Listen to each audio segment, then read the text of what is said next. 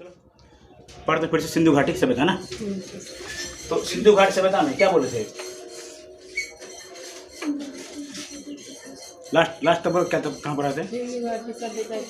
हाँ देखो, अगर ये पूछे सवाल में कि सिंधु घाटी सभ्यता की खोज किसने किया तो क्या बोलेगी? खालदास बनर्जी ने। कब? 1922 में। ठीक है। और हड़प्पा सभ्यता की खोज किसने किया था? राय बहादुर साहनी, है ना, राय बहादुर दयाराम साहनी ने किया था। कब? 1921 में। अब अगर सवाल ये पूछे कि सिंधु घाटी सभ्यता को हड़प्पा सभ्यता क्यों कहा जाता है, क्योंकि देखो सिंधु घाटी सभ्यता को हड़प्पा सभ्यता इसलिए कहा जाता है क्योंकि सबसे पहले जो खोजा गया जो है ना शहर था वो क्या था बोलो तो? वो हड़प्पा ही था, इसलिए सिंधु घाटी सभ्यता को हड़प्पा सभ्यता कहा जाता है।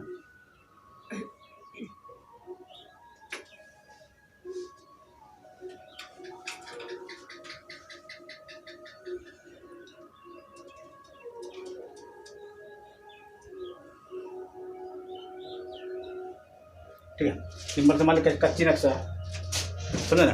तो यहाँ पर इस क्षेत्र में है ना, इस क्षेत्र में अगर ये पूछे कि भारत में सबसे पहले है ना रेलवे की शुरुआत कब क्या बोलेगा? 1853 ईस्वी क्या था? पढ़ो घर में ठीक ठाक से। ठीक है। ये सब यही क्वेश्चन पूछता है, इससे आगे कुछ नहीं पूछेगा। समझ में आया ना? ये पूछेगा।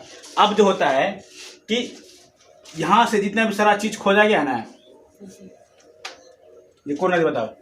सिंधु नदी है, इसी किनारों में सब बसा था। ठीक है। तो ये जो नदी है ये कौन नदी बोलो तो?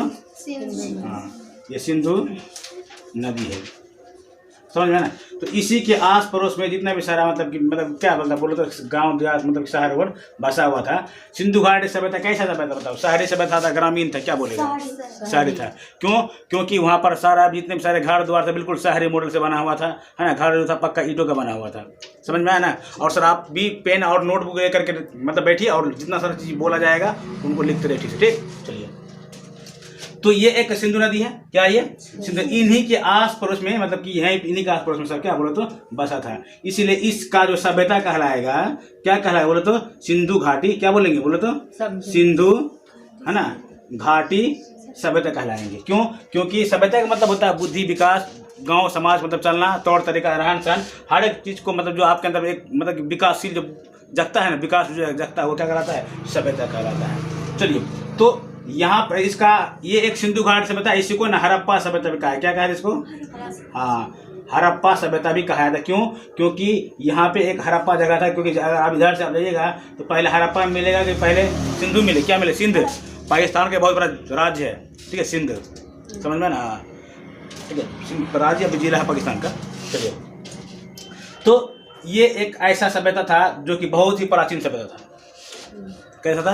प्राचीन सभ्यता। और नदी के किनारे में बसने का मतलब ये होता था कि यहाँ से हर चीज़ का उनको सुविधा मिलता था, आने जाने, है ना, रहने सहने, पानी, कोई भी चीज़ होता है ना, उद्योग फैक्ट्री जो था, हर चीज़ का उनको क्या मिलता था? सुविधा मिलता था। अब देखिए, तो जो भी सारा चीज़ मिला ना, तो मतलब मिट्टी के अंदर से जो भी चीज़ मिलता है ना उसको ना पुरातत्व साक्ष्य, क्या बोलेंगे उसको? पुरातत्व,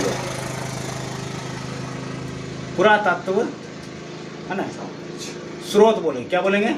हाँ, पुरातत्व स्रोत बोलेंगे। मतलब कि कोई भी चीज़ आप देखो, वो चिंटू का हंडी खा रहा वहाँ पर अंदर से, है ना, तो वो चीज़ जो मिला ना तो वो क्या था बोलते? एक प्रकार का वो पुरातत्व साक्ष्य मिल गया। समझ में आया ना?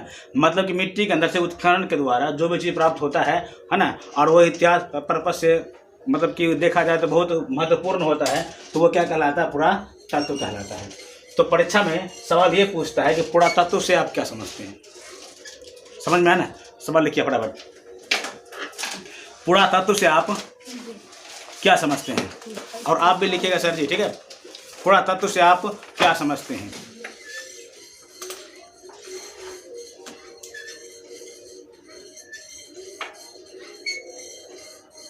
पुरातत्व से आप क्या समझते हैं? ये क्वेश्चन बहुत इंपॉर्टेंट है। पीछे बुक होगा हमारा। तो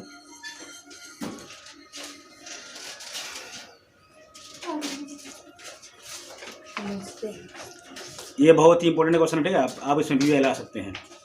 पुरातत्व से आप क्या समझते हैं? ठीक है, देखो, पुरातत्व का मतलब होता है कि बहुत ही पुराना, है ना, मतलब ऐतिहासिक स्रोत की जानकारी, जिस, है ना, स्रोत से मतलब जिस तत्व से मिलता है उसे पुरातत्व कहा जाता है। ठीक है, देखिए सवाल, देखो पुरातत्व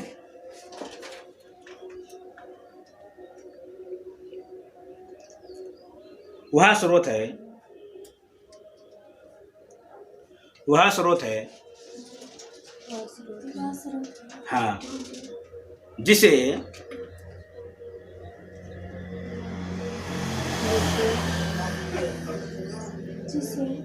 पृथ्वी के अंदर से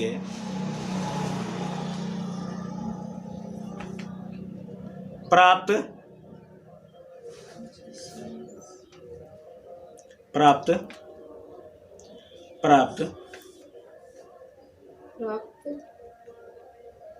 सामग्रियों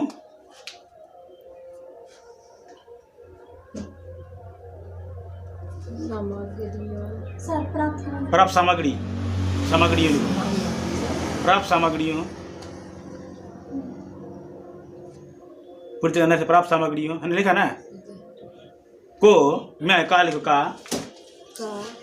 अध्ययन कर ऐतिहासिक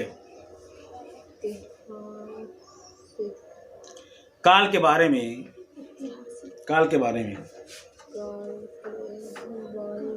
या फिर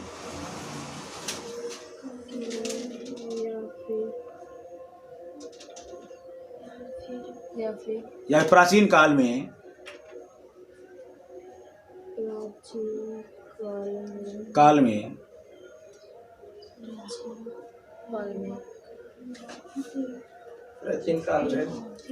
भौतिक सामाजिक, प्राचीन काल के कर दीजिए सर, प्राचीन काल के, हाँ, भौतिक जीवन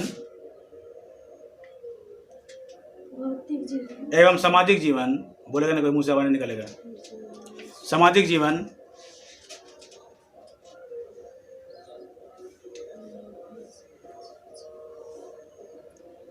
के बारे में ज्ञान, सामाजिक जीवन के बारे में ज्ञान प्राप्त होती है।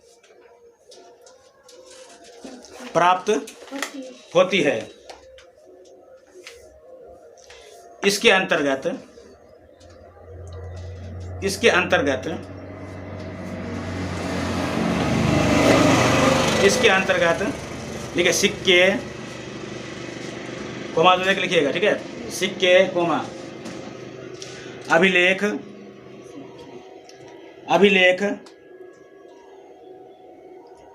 स्मारक, सब कोमा दूसरे लिखिएगा, स्मारक, खंडहर,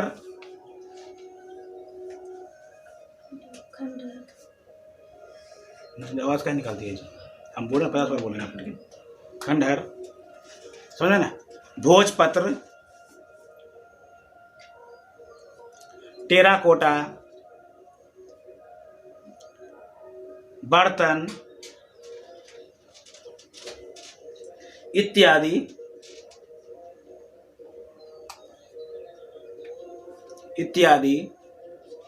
आते हैं।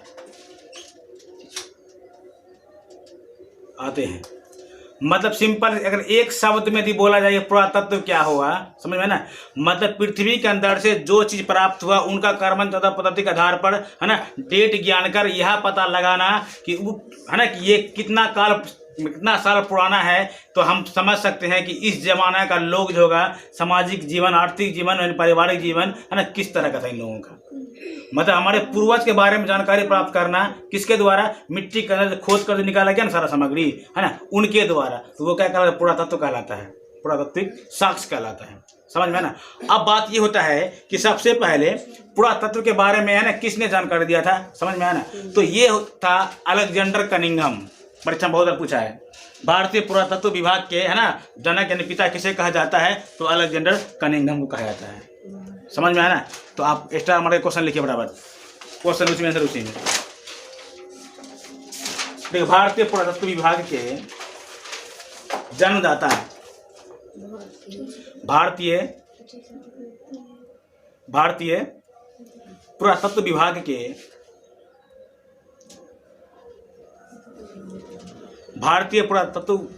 के जन्मदाता यानी जनक यानी पिता, कुछ भी पूछेगा, है ना, तो उसका जवाब वही है जो लिखाने जा रहे हैं। भारतीय पुरातत्व विभाग के जन्मदाता अलेक्जेंडर कनिंघम को माना जाता है। जल्दी लिखिए बाबू साहब, उतना ये नहीं होता है। अलेक्जेंडर कनिंघम को माना जाता है। दूसरा लिखिए बराबर।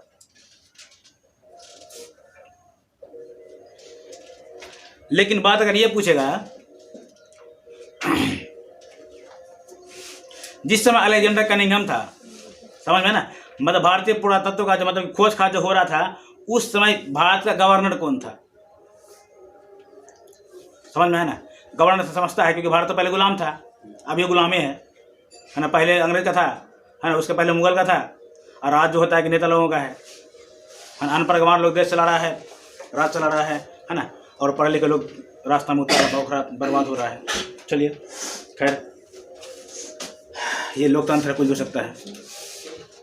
अब उनको एक्स्ट्रा मार्क के बराबर। भारतीय पुरातत्व विभाग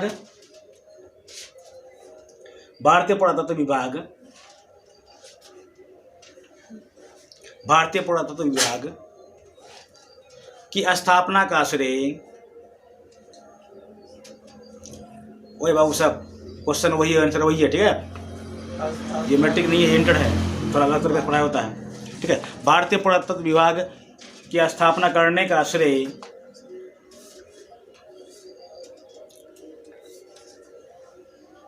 आप उसको एक्स्ट्रा मार्क के बाद लिखते रहे फटाफट, ठीक है। लॉर्ड कर्जन था। कौन था? लॉर्ड कर्जन था। अब इन्होंने ही भारत का पता बंगाल का विभाजन इन्होंने किया था। लॉर्ड कर्जन ने, है ना, कब 1905 में किया था बंगाल का विभाजन। किसने किया था? लॉर्ड कर्जन ने किया था। परीक्षा में सवाल पूछता है बंगाल का विभाजन किसने किया था, तो लॉर्ड कर्जन ने। समझ में आया ना, कब किया था? 1905 ईस्वी में किया था।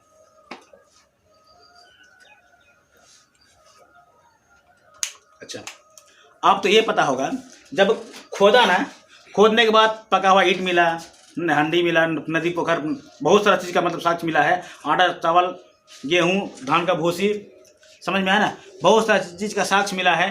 तो सबसे पहले हम समझते हैं कि ये जो ना, ये यहाँ का लोग का सामाजिक परिवेश कैसा था, जानेंगे इसके बारे में। लेकिन सबसे पहले बात ये है कि सिंधु घाटी सभ्यता कैसा, शहरी था ग्रामीण था? क्या बोलोगे? शहरी था ना, कल तो लिखा दिए थे। सिंधु घाटी सभ्यता एक शहरी सभ्यता, बहुत बार परीक्षा में पूछा, आपको ही पूछेगा, ठीक। दूसरी बात कि यहाँ का लोग जो था ना, यहाँ इस क्षेत्र तक का पूरे लोग जो था, तो ये लोग ना क्या कर रहा था, मिट्टी का, कौन चीज, मिट्टी का ना बर्तन में यूज करता था। किस क्या यूज करता था? मिट्टी का बर्तन यूज करता था। समझ में ना, तो मिट्टी का बर्तन था, इसे ना मृद भांड, क्या बोलेंगे? हाँ, मृद भांड बोलते थे मिट्टी का बर्तन को। समझ में ना, मृद भांड बोलता था। और दूसरी बात, जो चीज मिट्टी का खिलौना वगैरह सब कुछ भी बर्तन छोटा सा बर्तन था, उसको टेराकोटा बोला था। क्या बोला था उसको? टेराकोटा। पका हुआ मिट्टी को टेराकोटा कहा जाता था यहाँ पर, याद रखना, ठीक है। दूसरी बात, उसके बाद ये तो मिट्टी का बर्तन का यूज करता ही था। समझ में आया ना, लिखते रहिएगा, समझ में आया आपको, जिधर जैसे मौका लगेगा आप लिखते जाइएगा, ठीक। उसके बाद ये लोग ना मिट्टी के बर्तन के साथ साथ ये लोग ना कांसा का प्रयोग करना शुरू किया। क्या किसका प्रयोग करना शुरू किया? कांसा। अब कांसा जो होता है वो कॉपर प्लस का टीन के साथ मिला देते हैं ना, मतलब 80% कॉपर और 20% आप टीन मिला दीजिएगा, तो ये बन जाएगा आपका क्या? कांसा बन जाएगा। इसका मतलब यहाँ के लोग जो था कि तांबा का भी प्रयोग जानता था। समझ में आया ना, और इतना तकनीक था, बताओ उस जमाने में साइंस पढ़ा था कि नहीं था, पढ़ा था, तभी तो कांसा बना लिया। दोनों को जोड़ करके इन लोग क्या बना दिया, बोले तो कांसा बना दिया। लेकिन कांसा का बर्तन बहुत ज़्यादा नहीं मिला है। इसका मतलब ये हो गया कि यहाँ का लोग नहीं, मतलब तांबा से और टीन से भी वाकिफ था, जानता था इसके बारे में क्या है नहीं है, समझा। उसके बाद इन दोनों को मिक्सचर करके लोग कांसा बना दिया, है ना। कांसा का बर्तन बिल्कुल देखने में सोना जैसा लगता है, इसको पित्तल बोलता है। समझ में ना, तो ये जो कांसा जो था, तो ये एक युग हो गया। क्या हो गया? युग। कांसा एक युग बन गया इन लोगों के लिए। तो मतलब पहले मिट्टी का बर्तन होते होते कांसा तक आया, ये लोग का जिंदगी ना खत्म हो गया। समझ में आया ना, तो लिखे तब कि सिंधु घाटी सभ्यता, स्टार मार्क लिखेगा सर जी, सिंधु घाटी सभ्यता कांस्य युगीन सभ्यता थी। कांस्य युगीन सभ्यता थी। कांस्य समझता है ना, कांसा का प्रयोग किया था, इसलिए इसको कांस्य युगीन सभ्यता कहा जाता है। कांस्य युगीन सभ्यता थी। कोई दिक्कत नहीं ना है? चलिए, तो अब पूछेगा कि सिंधु घाटी सभ्यता को कांस्य युगीन सभ्यता क्यों कहा जाता है? क्योंकि ये लोग कांसा का प्रयोग करने के लिए जानता था। समझ में आया ना? अब देखो, यहाँ का लोगों का जो ना भाषा था, क्या था? भाषा। भाषा भाव चित्रात्मक था, है ना। भाषा को जिस लिपि, भाषा का एक लिपि होता है, क्या होता है? लिपि। अगर हम लोग अगर हिंदी के बारे में बात करें तो हिंदी में क्या होता है? लिपि जो होता है, भाषा जो होता है वो स्क्रिप्ट, उसको स्क्रिप्ट बोलते हैं अंग्रेजी में, समझ में ना। वो होता है देवनागरी। क्या होता है? देवनागरी होता है, समझ में आ रहा है? ठीक है। उसके बाद अगर आप अंग्रेजी पढ़िएगा तो अंग्रेजी में होगा उसका लिपि रोमन होगा। क्या होगा? रोमन होगा। और यदि उर्दू आप पढ़िएगा उसका लिपि अरबी लिखता है कि फारसी लिखता है? अरबी लिखता है, समझ में ना। तो उसका लिपि क्या होता है? अरबी होता है। तो यहाँ का जो भाषा था, यहाँ का लोगों का भाषा बोलता रहे, हम लोग आपको बोल के समझा रहे हैं ना, तो वहाँ पर लोग ना बोल के समझता था, है ना, ना कोई बोल पाता था, पता नहीं कौन सा भाषा था। वहाँ का जो भाषा था, है ना, भाषा का जो लिपि था वो था भाव चित्रात्मक। क्या था यहाँ पर? है ना, लिपि था भाव चित्रात्मक। आप भाव चित्रात्मक का मतलब क्या होता है? अगर आपको, अगर किसी को अच्छा लगे तो लाइक नहीं करता है, अब व्हाट्सएप में इमोजी टाइप का बहुत अच्छे है, तो इस तरह की अगर आपको अच्छा लगे तो आप लाइक कर दीजिए, ऐसे कर दीजिए, समझिएगा अच्छा लगा उसको, समझ में है ना। यदि किसी को हंसने का मन, दांत खिटका देता है ऐसे करके, दिखता है ना, और रोने का मन कर रहा है तो आँख में आंसू वाला दिखा देता है, तो वहाँ पर वो सिर्फ वो सिंबल भेज करके लोग समझा देते भाई हम रो रहे हैं। गुस्सा, लाल मुंह पूरा एकदम दांत के ऐसा पूरा निकले उसमें है दिया हुआ, समझ में है ना। तो वो उसको बोला था भाव चित्रात्मक। समझ में? तो बोलेंगे नहीं आप, अगर ये बोलेंगे कि मतलब सर बैठना है, तो बैठने का सिंबल था, बैठना दे दिया, इससे दिखा दिया, वो इसका मतलब हो गया बैठने, वो बैठ गया, हम बोलता नहीं तो कुछ। इसको बोला जाता है भाव चित्रात्मक। लगभग 400 प्लस लिपि था इसका। चित्र में कम से कम 400 प्लस लिपि में 400 प्लस का चित्र था। समझ में आया ना कि नहीं समझा? तो ये होता है, तो इसको बोला था भाव चित्रात्मक। तो आप लिखे बराबर सिंधु घाटी सभ्यता की लिपि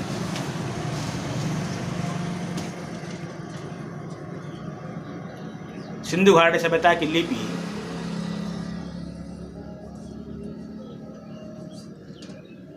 भाव चित्रात्मक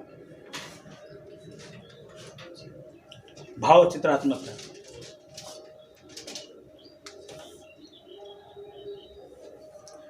समझ में आया ना? अब देखो,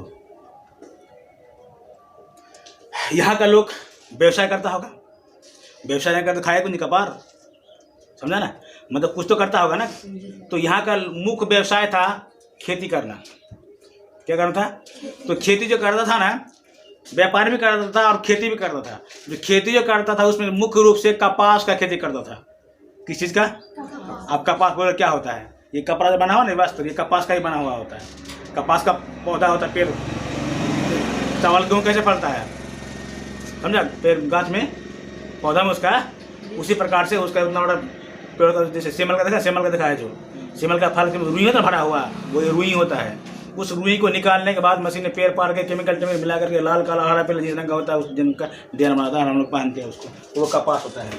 तो यहाँ पर कृषि जो होता था मुख्य रूप से किसका बोलते, तो किसका, कौन चीज़ का बोल गया थोड़ा? कपास का। अब कपास समझ में नहीं आता, कपास रुई होता है, समझ में आया ना। अब यहाँ पर डिटेल बढ़ा था, फटक तुरंत दिखा देते हैं हम कपास कौन चीज होता है, समझा। लेकिन सबको सक्सेस चाहिए, लेकिन मास्टर को पैसा नहीं देगा। हाँ, सफलता चाहिए, फर्स्ट करेंगे सर, तो फर्स्ट करने का भी क्षमता भी होता है ना, फर्स्ट तो करता है। हम लोग ये इस गांव में और शहर में पता है क्या फ़र्क होता है? गांव मतलब कि फीस वहाँ अगर 50,000 करेगा तो वहाँ दे देगा, और गांव में अगर 10,000 करेगा नहीं देगा। शहर में वहाँ जाने के बाद क्या, जितना रुपया आपसे मांगेगा ना, तो पहले आप काउंटर पर जमा करना पड़ेगा आपको, तभी आप गेट के अंदर घुसने के लिए देगा। आप गरीब है कि अमीर है उससे वो मायने नहीं रखता है। आपका ऐसा बहुत है पढ़ने वाला सर, जिसको ज़रूरत है वही शहर जाता है। अगर सोच लेता है कि पढ़ के कुछ करना है, यहाँ कुछ तो कुछ माथा डांगा वाला अपना कुछ नहीं होने वाला है, समझा ना। ऐसा कोई बताता नहीं है, किसी में दम नहीं है इस क्षेत्र में के ऊपर कोई आपको इस तरह बता देगा कोई सारा चीज़, समझा। देखो, तो ये लिपि बहुत चित्रात्मक था। और व्यवसाय के बारे में बोलेगा तो मुख्य रूप से क्या करता बोले तो ये लोग कृषि जो करता था कौन चीज़ बोले तो कपास का, समझ में आया ना, कपास का। और व्यापार भी वगैरह करता था, अब ई लोग जो होता है नाप तौल के लिए, है ना, नाप तौल के लिए, नाप तौल समझते हैं ना, माप तौल, तो नाप तौल के लिए ना बाट का प्रयोग कर, किसका, बाट का प्रयोग। तो बाट का प्रयोग था ना 2, है ना, 2 हो गया, 4 हो गया, 8 हो गया, 8 हो गया, 16 हो गया, मतलब कि 2 के स्क्वायर में था। बाट मतलब बाटखारा का प्रयोग करता था लोग, समझ में आया ना। तो ये सब चीज परीक्षा में पूछा है तो आपको जानना जरूरी होता है कि है क्या चीज़। खाली क्वेश्चन पीछे का पन्ना उल्टा के क्वेश्चन लिखा हो तो कुछ नहीं होता है ना। तो आपके पेपर पढ़िए बिना सोचे, कोई दिक्कत नहीं है। चलिए, यहाँ तो कोई दिक्कत नहीं ना है। अब देखो इसका हम लोग एग्जैक्ट लोकेशन पता करते हैं, समझ में ना। तो कहीं पर भी होगा ना, तो देखो इस तरह से ऊपर होता है उत्तर, क्या होता है ऊपर, उत्तर होता है। ये हो गया पूरब, ये हो गया उत्तर, ये दक्षिण, ये हो गया क्या बोलते हो, ये पश्चिम, समझ में आया। तो आपको बताए थे कि यहाँ पर ना जम्मू कश्मीर है, जम्मू कश्मीर है, नहीं है तो भाई पूरा चीज़ सारा चीज़ पढ़ोगे। अरे हम लोग जिस तरह से पढ़ाए उससे हम लोग को कुछ मिलता नहीं है। हम भी तो वही करना करेंगे, पूरा देश पर छापना शुरू कर देंगे। यहाँ पर पाकिस्तान पढ़ता है, क्या पढ़ता है यहाँ पे, पाकिस्तान में क्या जगह नाम बताओ रे,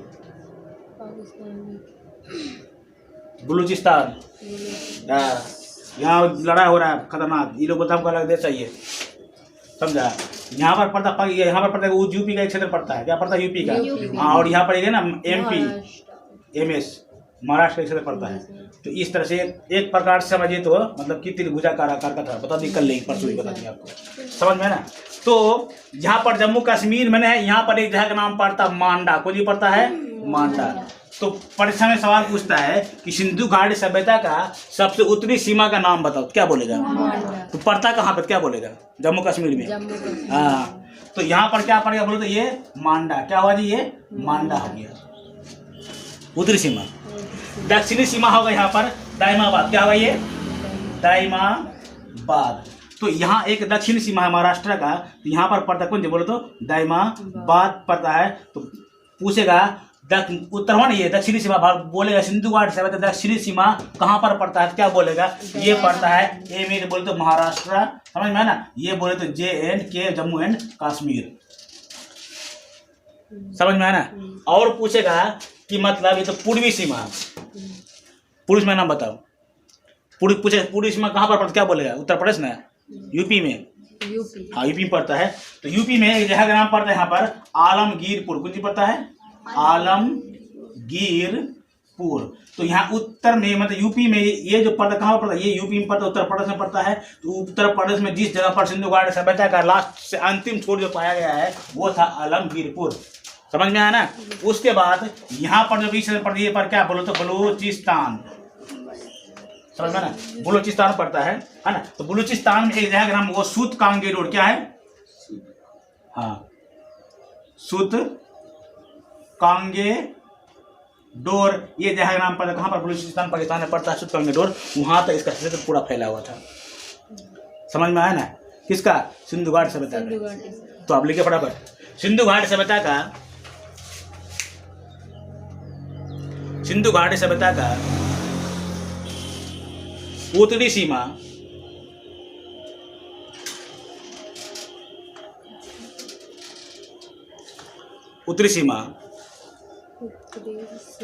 मांडा था, मांडा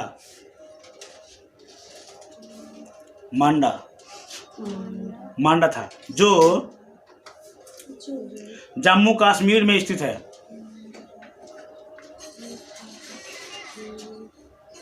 जो जम्मू कश्मीर में स्थित है, जम्मू कश्मीर स्थित है, हो गया ना। वीडियो रुका है, चल रहा है, चलाना, चलो। अब देखो ये तो उत्तर हो गया ना, लेकिन सर यहाँ पर एक नदी बहती है, समझ में है ना। कभी कभी पूछता है नदी कहना ये मांडा जो है किस नदी की किनारे में स्थित है, नदी के बारे में बताएंगे सारा चीज, समझ में आया ना। तो यहाँ पर एक नदी बहती है, इस नदी का नाम है चिनाब, क्या नाम है, चिनाब, चिनाब ना है, ठीक है, समझा। देखो मांडा, दूसरा ऐसा मार करके मांडा, हाँ चिनाब नदी के किनारे में स्थित है, चिनाब नदी के किनारे में स्थित है। ठीक, अभी भी नदी है, चिनाब नदी बहती है, स्थित है।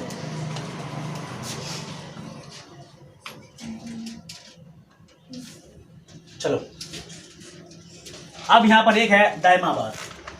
क्या है? दायमाबाद, दक्षिण में। देखो, सिंधु घाट सभ्यता का दक्षिणी सीमा, सिंधु घाटी सभ्यता का दक्षिणी सीमा, सभ्यता का दक्षिणी सीमा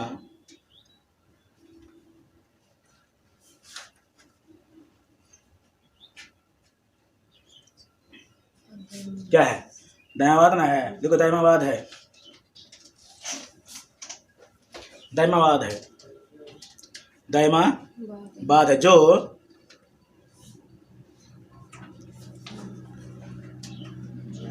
महाराष्ट्र में, जो महाराष्ट्र में स्थित है, जो महाराष्ट्र में स्थित है, जो महाराष्ट्र में स्थित है।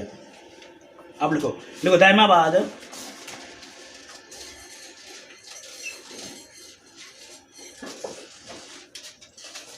दायमाबाद दूसरा एक्स्ट्रा मार्केट। ठीक है, दायमाबाद गोदावरी नदी के किनारे में स्थित है। कौन है नदी? गोदावरी के किनारे स्थित है। गोदावरी नदी के किनारे में है ना, किनारे स्थित है, गोदावरी नदी के किनारे। हो गया। अब नेक्स्ट लीजिए। अब तो ये उत्तर दक्षिण हो गया ना, अब पूरा तो सिंधु घाटी सभ्यता का पूर्वी सीमा, सिंधु घाटी सभ्यता का पूर्वी सीमा, पूर्वी सीमा आलमगीरपुर है। आलमगीरपुर था, आलमगीरपुर था, आलमगीरपुर था, आलमगीरपुर था, जो उत्तर प्रदेश में स्थित है, जो उत्तर प्रदेश में स्थित है, जो उत्तर प्रदेश में स्थित है। समझ में ना? अब देखो, ये भी आलमगीरपुर भी एक नदी किनारा होगा, नदी वहां पर उत्तर प्रदेश में अभी भी बहती है। उस नदी का नाम है हिंडन नदी। क्या नदी का नाम है? हिंडन नदी। देखो बराबर, देखो आलमगीरपुर हिंडन नदी के किनारे में स्थित है, अभी भी है, जाएगा दिखाई देगा। ठीक है, हाँ, आलमगीरपुर हिंडन नदी किनारे में स्थित है।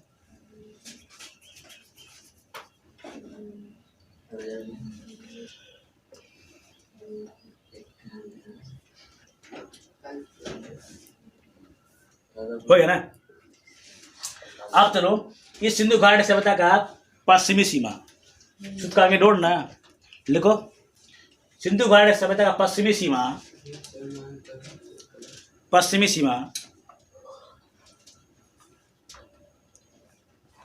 पश्चिमी सीमा सुत कांगे डोर,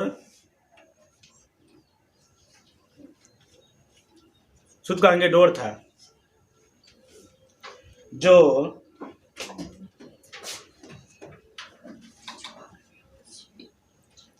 लिखा वर्तमान वर्तमान अभी, ठीक है, जो वर्तमान में पाकिस्तान के बलूचिस्तान प्रांत में स्थित है, पाकिस्तान के बलूचिस्तान प्रांत में स्थित है, पाकिस्तान के बलूचिस्तान प्रांत में स्थित है।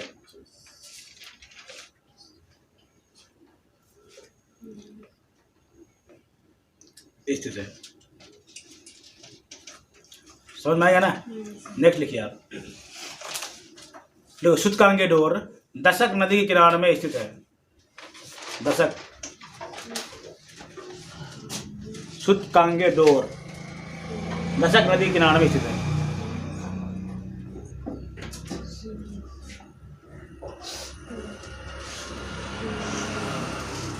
स्थित है।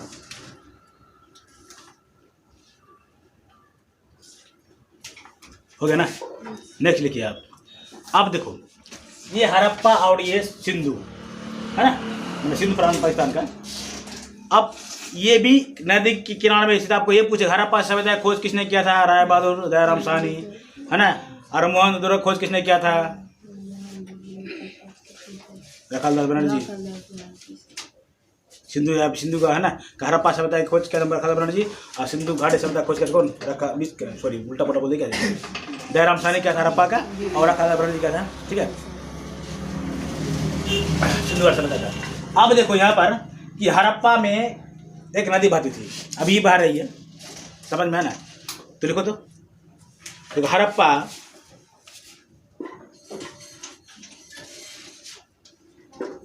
रावी नदी के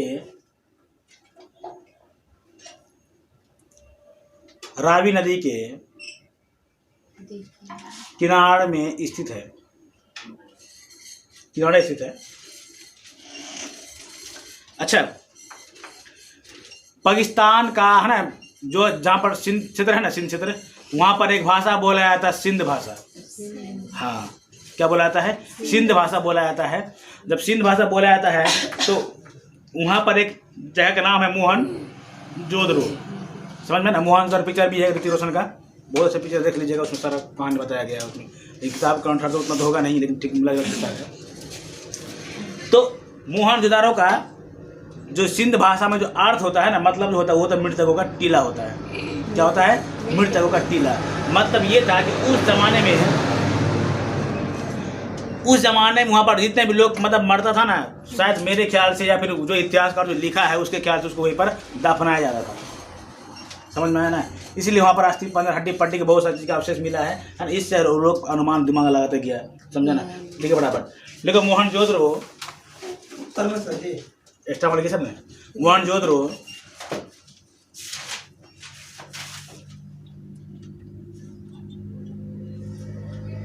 का शाब्दिक अर्थ मृतकों का टीला होता है। मृतकों का टीला होता है। टीला होता है। टीला होता है जो सिंधु नदी के किनारे